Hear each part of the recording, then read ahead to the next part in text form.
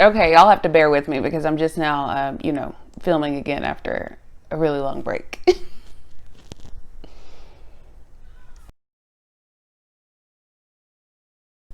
Hey y'all, this is Tasha.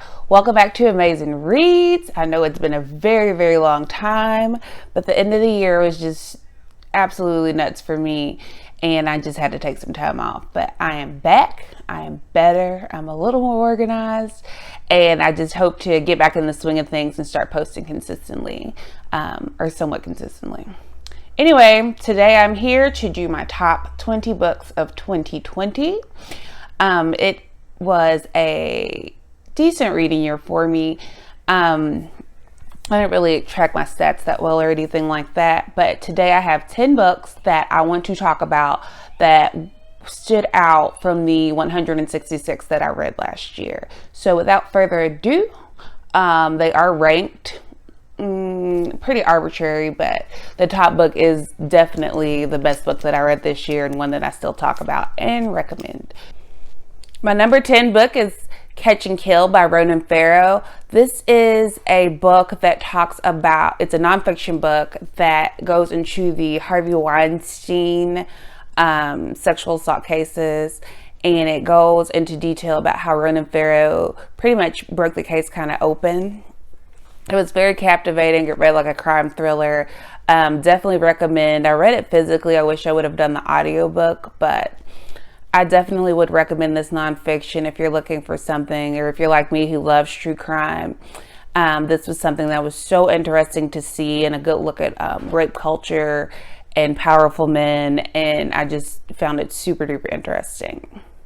Number 9 on this list may be shocking to you because everybody loves this book, and I absolutely love it too, but there were just so many more books that I read that I liked a little bit more. Again, these rankings are arbitrary, but this is definitely hands down the best YA fantasy that I've read this year. Yeah, I would definitely say it was one of the best, or not one of the best YA fantasy that I read this year.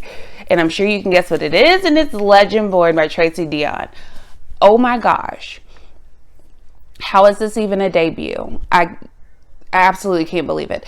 This is about Bree, who recently lost her mother. She goes into a early college program at the University of North Carolina. And while she's there, like on her first night, she sees like this creature at one of the parties, and she's the only one that seems to be able to see it, but then she sees some people defeat it. This causes her to get into a secret society, and just a whole lot happens. It's based on Arthurian legend. It's urban fantasy with a whole lot more to it.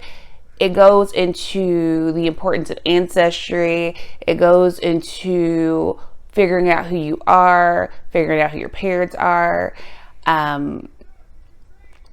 The thing that I love most about this was the pacing of this book and how Black trauma was in it, but it wasn't the main focus. And as I look back on this, I'm dying for the angsty romance. I'm dying for what the next book is going to bring. I'm dying to dive into the other type of magic that's discussed outside of the Arthurian magic. I'm dying to see how she continues to find her ancestry. So I need the next book. This book was amazing. I have been recommending it to a lot of people, and I definitely, if you didn't get to read it in 2020, I definitely would say that you need to pick it up as soon as possible, because I'm dying for a reread. And I'm not even a rereader. I don't reread that often, and I'm dying to reread this, but I'm going to wait until I get some more news on the second book. But Legendborn by Tracy Deonn, best YA fantasy, debut, YA, just all of that. It was just amazing. Next on my list was a book that I didn't know what to expect, and that's Lobizona by Romina Garber. This book follows a girl who is an undocumented immigrant in the United States, and she is hidden. Her mom hides her. She's wearing these sunglasses because her eyes are different. And she stumbles upon this school where there are other people like her, and it goes to Lobizonas, which are werewolves, and brujas, which are witches. And customarily in this world, witches are women, brujas are women, and Lobizona are men. Well, it turns out that our main character, is a werewolf. And so this goes into gender roles and society's take on gender roles. It goes into being an undocumented immigrant and how that affects the way that you move and the constant unsettling fear that you have. This book was super well paced. The reveals, while some of them weren't as shocking as I think that they would be, you could figure it out. But that's what I like about a reveal, is that I need to see the groundwork for you laying up to the big reveal without actually, doing too much. So I really enjoyed that. I'm so glad that this is a series because of the way that this ended, and I'm really excited to see where this story is going. And also, there's this talk about periods in here and how they like take you out. Like, she had to take like medicine to knock her out for 3 days, and I felt that on a spiritual level. So I definitely would recommend Lobizona by Romina Garber.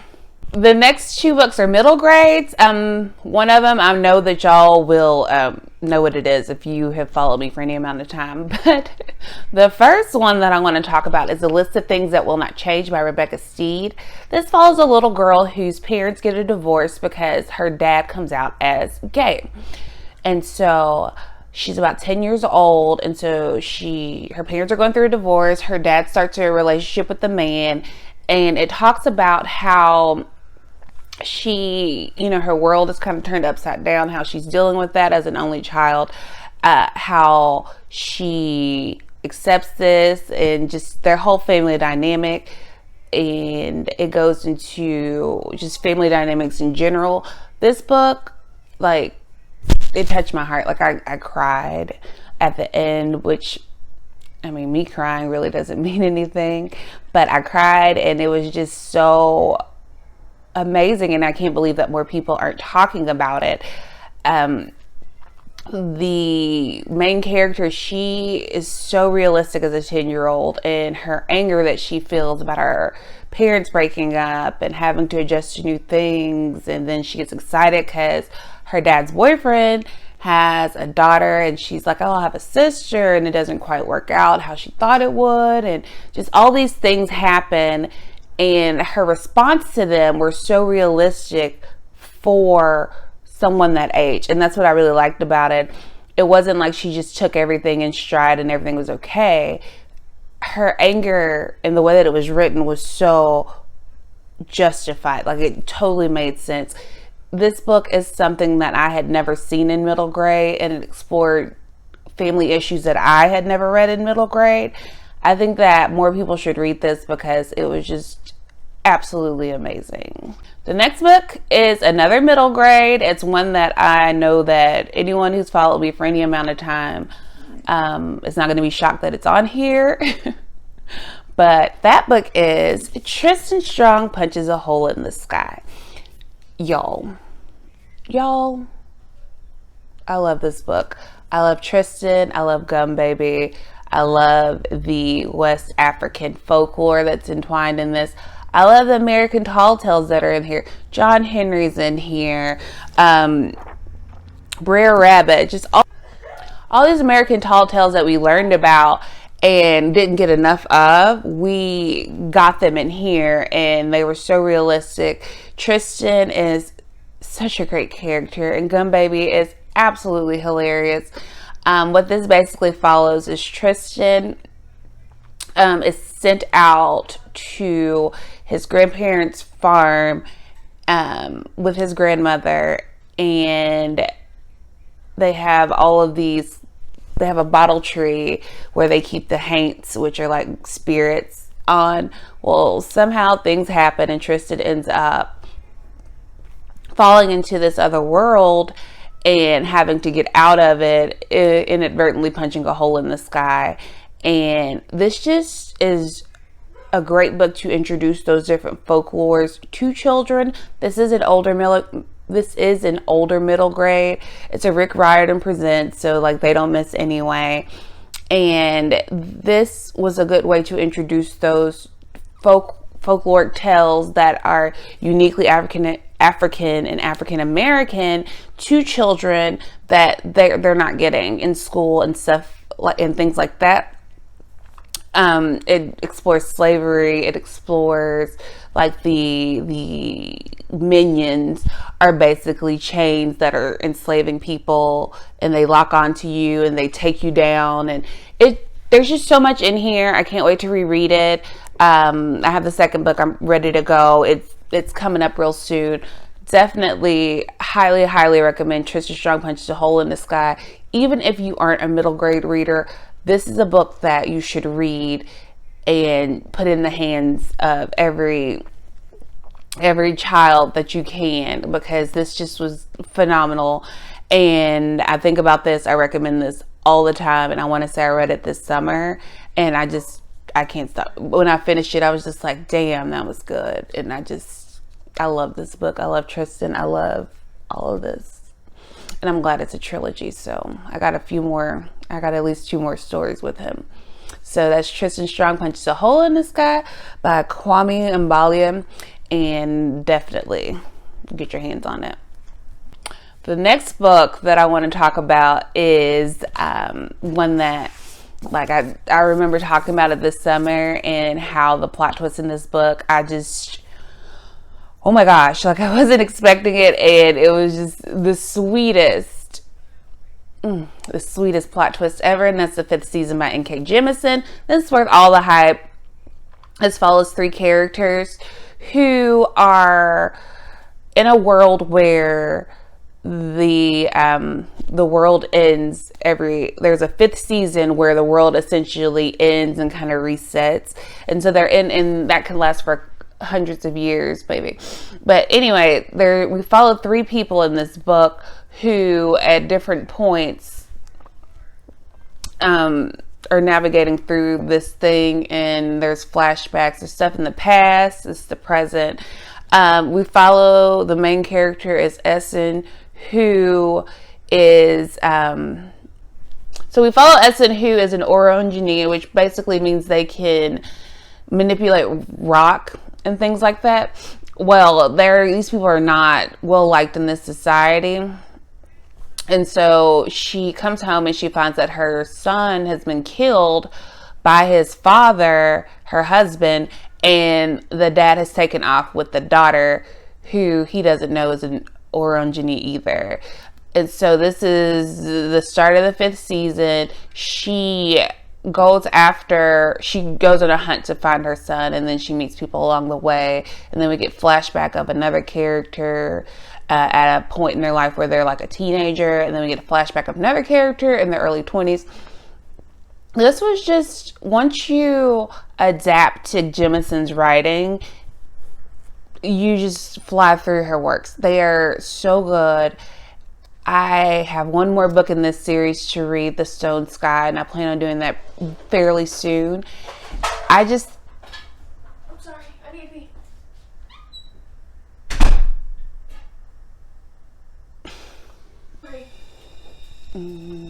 Okay. Can you be quiet? Can you do it quietly? If I don't like it, can you make something? What do you want? Pancake. Okay, well, I'm filming right now. Can you do that? Yeah, I'll make pancakes.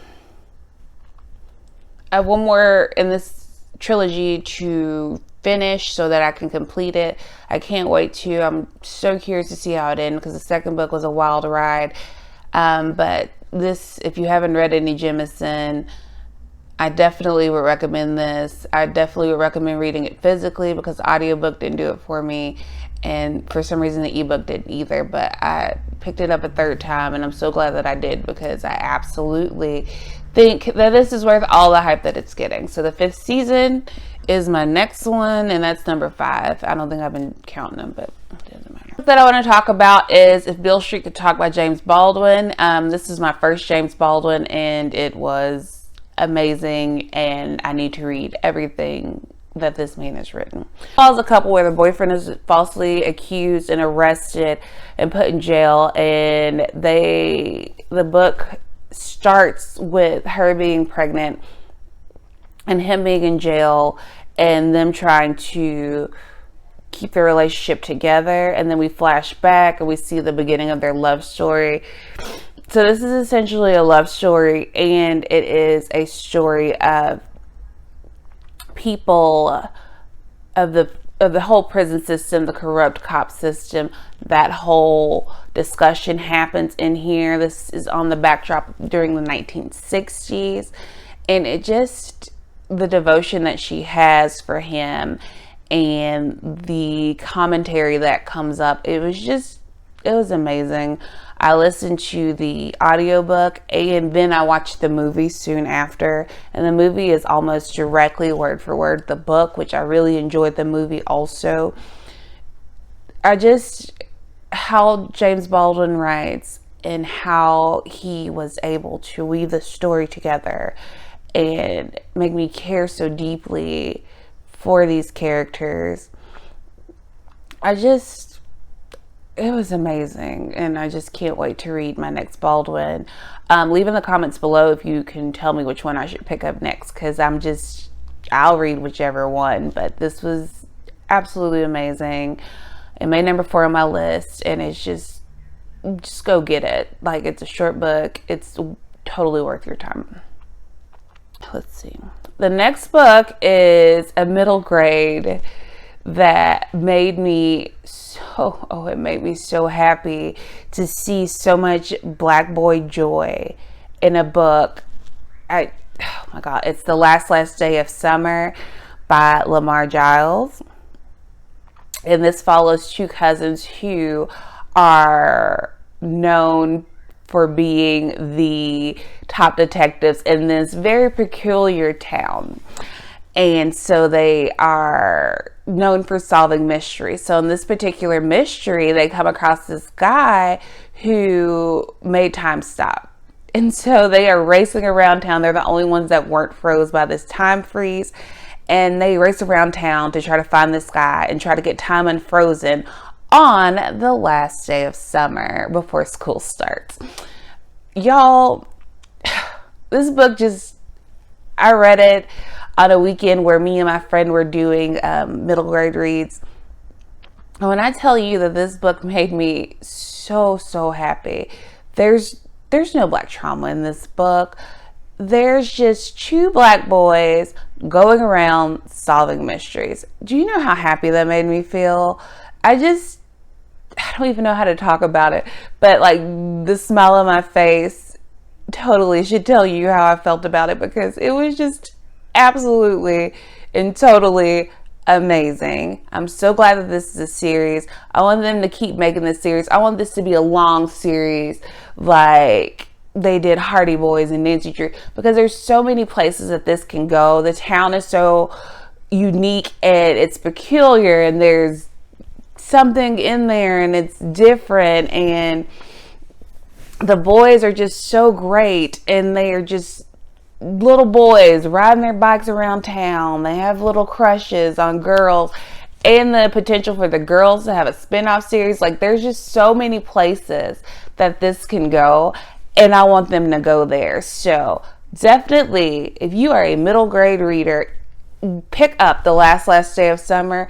And I need somebody else to be anxiously anticipating the books. I have the second book ready to go, and I am impatiently waiting for the next book in this series, because this was just absolutely incredible.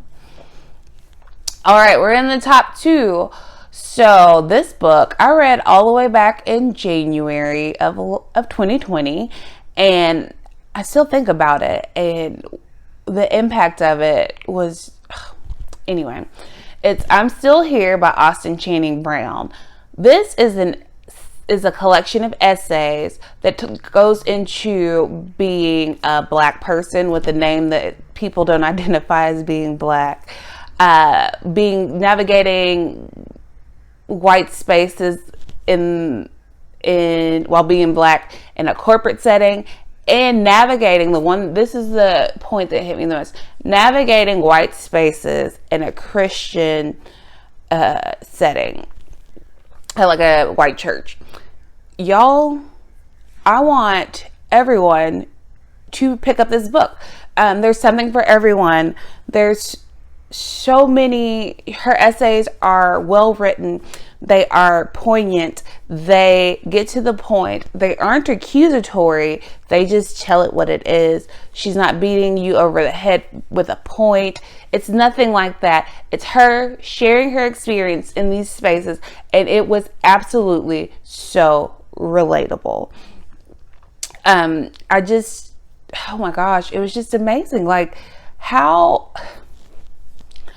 from the first essay where she talks about she's at the library and she takes her library card and the librarian's like, are you sure this is your card? This says Austin Brown. And she's like, yeah, that's me. And the librarian's like, are you sure you didn't take this card from somebody? Just stuff like that. The microaggressions, that's overtly aggressive in my opinion. All of that it was explored in such a way where it wasn't anger, it was more exasperation, and it just the best nonfiction I've read in a long time. And the fact that a year later I can still remember some of the stories, and her talking about sensitivity training with the Christian church and how people responded to it, and just how I still remember all of that a year later after everything that happened in 2020, and having read all the books that I read, that just shows you what this is. But I definitely, when I do get a physical copy, I will be rereading it because it's just absolutely amazing. One of the best essay collections I've ever read. So definitely pick it up. I'm Still Here, Austin Channing Brown. I've heard good things about the audiobook. I read it physically. I had an Advantage Reader copy from years ago that I needed to get to, so I read it. But definitely worth your time. I think that Black and white people alike can benefit from her stories, and I think that especially in the Christian church setting, that this is a book that should be read, so that if you're a white person, I think this is a good thing to read in a Christian setting. And so, like I said, all those other ones, it's arbitrary about the order. My top two, I'm Still Here, and this last book are where they're supposed to be. Everything else could probably be shifted around depending on the day. But my favorite book that I haven't stopped thinking about since I read it, I want to say in September. I read it with a friend. Well, we were supposed to be listening to the audiobook together, and then I was doing something and I finished it really fast, but she finished it too. Anyway, this is hands down the book that I have been recommending the most, the one that I talk about the most, the one who I still sit with the most, and one that I definitely want to put on my reread pile because it was amazing. And that's The Vanishing Half by Britt Bennett. This might be surprising because I really don't talk about a whole lot of literary fiction on here, which will probably change because I really enjoy literary fiction. Anyway, we'll talk about that in the goals video coming up. I don't want to make any promises when, but it's coming. Anyway, The Vanishing Half by Britt Bennett follows a set of twin sisters who live in a town where the people are very light skinned and very white passing. So the sisters are waiting to escape Mallard, and they one of them goes and lives her life as a Black woman, and the other one goes as a white woman. Y'all, so we follow them in their early life. We follow them as they leave to go to New Orleans after they escape the town, and then Desiree, one of the twins, the one who lived as a Black woman, comes back home, and she with her child, and her child is very dark skinned because she procreated with a dark skinned man, and then things go from there. We follow them over the generations. So we get to see their kids. We get to see the kids of Stella, who's living as a white woman, Desiree, and her daughter, and everything that she goes through. There is a transitioning character in here. There is so much discussion on being black and colorism and what that means and how we treat each other as black people, in addition to how people outside of the black race treat each other or treat us in these things. There's just so much to unpack in here. This book definitely is worth a reread. Britt Bennett's first book, The Mothers, was not my favorite, but I knew that I liked her writing. I just didn't like the plot of that one. This one, however, with her writing, it just hit the spot. I wanted so much more. I liked that the ending wasn't super neat and clean and perfect. I liked that the ending left it wasn't exactly open, but it was an ending that I could appreciate and accept. I have been recommending this to everyone, people who aren't really readers. I'm about to loan this out anyway to somebody right now. It was just phenomenal. Like, how in so little pages was I able to go on this epic journey with these twin sisters and be able to just, it was just so good. It's just so good. All the hype you're hearing about it, all that it can impact, all that it can have you evaluating. I definitely highly recommend The Vanishing Half, and this was definitely my top book of the year that I constantly think about, that I want to dive back into and make notes about. If y'all are reading this for a book club, let me know, because I just am looking for any excuse to reread this and bump everything on my TBR list aside. So it's The Vanishing Half by Britt Bennett. The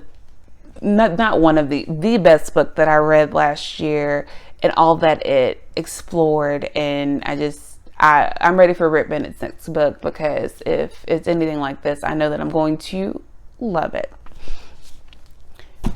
All right, first video back is done. I hope that you enjoyed this. Tell me your favorite book of 2020, and then we're going to be done talking about 2020, because it was a lot. But if you like this video, please give me a thumbs up or a thumbs down. It's all engagement. And subscribe and hit the bell notification. Follow me on my social medias, which will be linked down below. And that's all that I have for this video. So thank you, and I will see you in the next one. Bye.